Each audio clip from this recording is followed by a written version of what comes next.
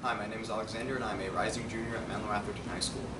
The second milestone in my 3D printed robotic arm project is the final circuit for the glove. So, right now, I haven't made any changes since my first milestone. The circuit design is essentially the same, but the execution is different. Instead of being on a breadboard now, it's now on a proto board, so the wires are actually soldered in and bridged with solder underneath. In addition, the battery is also connected here, now with a voltage regulator, and the servos are connected as well, and everything's connected to this Arduino, which is powered by the computer. So, when I flex my fingers, each servo will flex. My thumb controls the first one, the index finger controls that one, and my other fingers control each of their respective servos.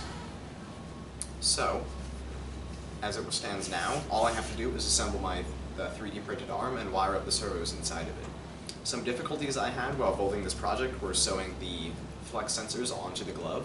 I initially had sewed the glove shut with the sewing, so I had to take that all out and then redo it with something inside of the finger as a substitute for a finger, essentially.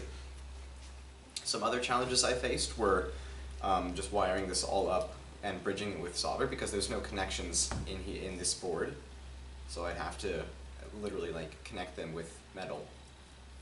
And the final challenge I had while doing this was actually designing this circuit here, because I've never actually worked with a proto board before.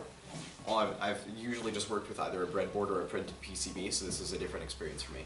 My next milestone will be assembling the 3D printed parts into a hand, which I can put the servos inside of, which will be used for the final project.